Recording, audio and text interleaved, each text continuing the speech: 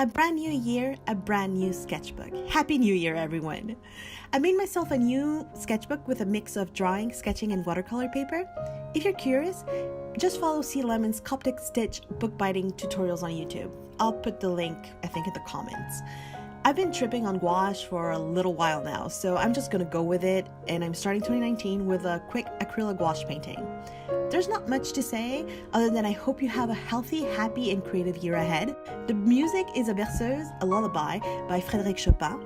The painting is of crab apples from the Montreal Botanical Garden in the late summer, just to contrast with the dreary cold weather we are having today here in Montreal. As always, like, comment, and subscribe. You are awesome. Ciao!